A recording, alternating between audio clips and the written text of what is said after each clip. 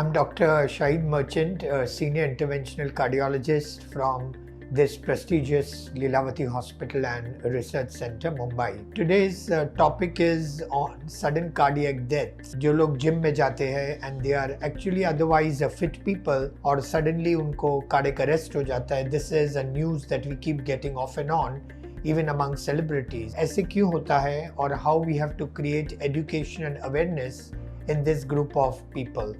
इसके कॉजेज क्या है? इसका पहला कॉज है द कॉर्नरी आर्टरी डिजीज, मतलब हार्ट की नस में अगर ब्लॉकेज हो माइल्ड टू मॉडरेट और सडन उसका इन्फ्लेम होकर रप्चर होना with strenuous exercise leads to heart attack and arrhythmia और सडन डेथ हो जाती है जिम वगैरह में.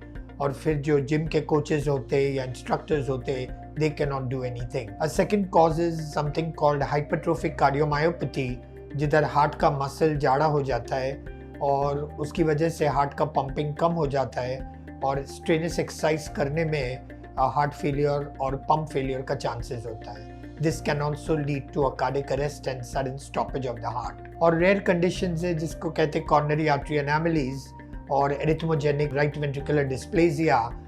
ये रेयर कंडीशंस है जिसमें अगर डायग्नोसिस नहीं हुआ तो चांसेस है कि पेशेंट को कार्डियक अरेस्ट जिम मैराथन वगैरह में हो सकता है. अभी ये प्रॉब्लम को सॉल्व करने के लिए मोस्ट इम्पॉर्टेंट है कि हमको जिम में जाने के पहले यंग लोगों का स्क्रीनिंग करना बहुत ज़रूरी है. और वो स्क्रीनिंग में उनका physical examination, ECG, 2D echocardiography, stress test और एक एंड्योरेंस टेस्ट आता है जिसे VO2 मैक्स कहते हैं.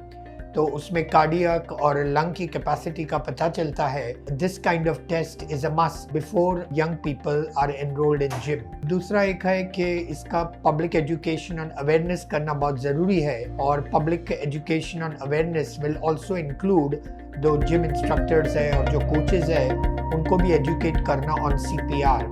CPR is called cardiopulmonary resuscitation और ये बहुत ज़रूरी होता है. इसकी एक ट्रेनिंग होती है जिससे अगर किसी को सडन कार्डियक अरेस्ट हो तो CPR करके ऑलमोस्ट 60-70% लोगों को रिवाइव कर सकते हैं. और उनका एजुकेशन होना चाहिए AED के बारे में, जिसे कहते हैं ऑटोमेटिक एक्सटर्नल डिफिब्रिलेटर. जब कार्डियक अरेस्ट होगा जिम में या मैराथन में या किसी भी तरह की स्ट्रेनियस एक्सरसाइज में तो इमीडिएट हार्ट को शॉक करके रिवाइव कर सकते हैं. तो summit all sudden cardiac death है जो आजकल हम काफ़ी न्यूज़पेपर में और सुन रहे हैं, ये एक्चुअली प्रिवेंटेबल है.